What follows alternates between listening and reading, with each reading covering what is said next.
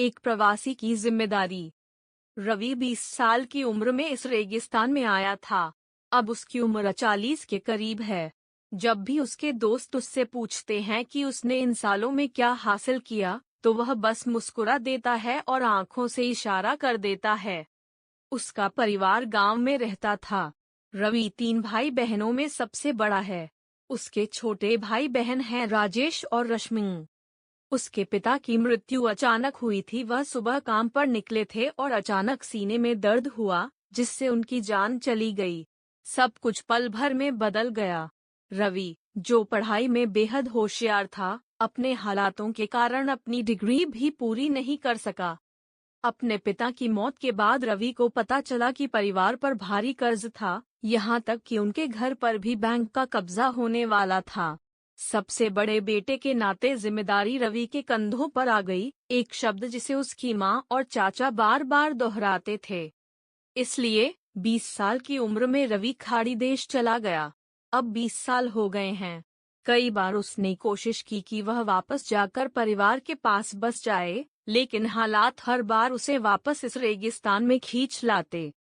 10 साल पहले उसकी बहन रश्मि की शादी हो गई थी और अब उसके 2 बच्चे हैं। रवि, जिसे सभी रवि मामा कहते हैं, उन बच्चों के लिए बहुत प्रिय है।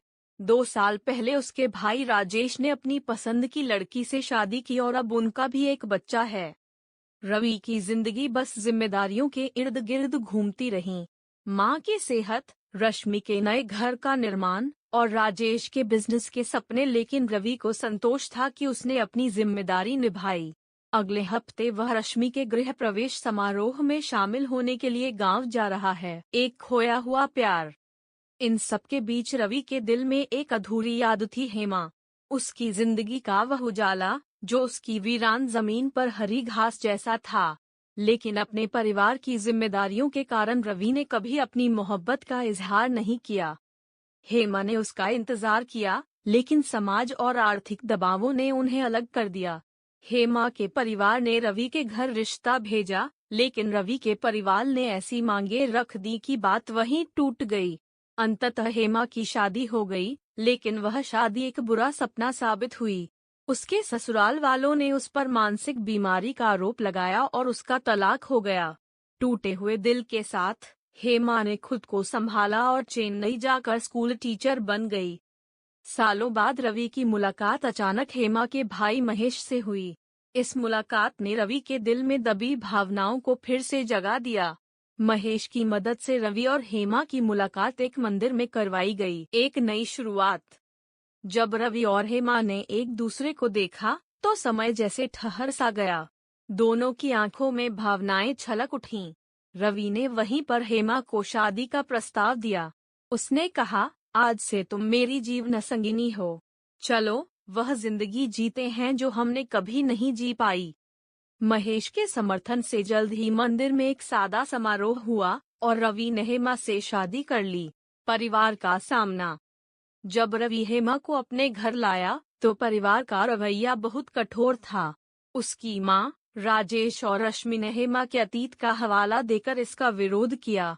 लेकिन पहली बार रवि ने अपनी जिंदगी का फैसला खुद किया। रवि ने स्पष्ट कहा, मैंने बेटे और भाई की हर जिम्मेदारी निभाई है। अब मुझे अपनी जिंदगी के लिए जीने दो। हेमा मेरी जीवन संगिनी है और हम दोनों नई शुरुआत करेंगे। मैंने पास में ही एक घर खरीदा है। मैं हमेशा तुम्हारे साथ रहूंगा, लेकिन अब मैं अकेले सारी जिम्मेदारी नहीं उठाऊंगा। मुझे भी खुशी पाने का हक है। उसका परिवार रवि के साहस को देखकर चुप हो गया। रवि और हेमा हाथ में हाथ डालकर वहां से चले गए, एक नए अध्याय की ओर। एक नई यात्रा। जिंदगी भर के संघर्षों के बाद रवि ने आखिरकार खुद को और अपने प्यार को चुना। अब उसकी जिंदगी में उम्मीद और खुशियों की नई शुरुआत थी। यह कहानी उन लाखों प्रवासियों के बलिदान को उजागर करती है, जो अपनी खुशियों को छोड़कर दूसरों के लिए जीते हैं। यह कहानी यह भी सिखाती है कि खुद से प्यार करना और अपने लिए खड़े होना कितना जरूरी है। जिम्मेदारी के साथ साथ अपने लिए जीना भी जरूरी है।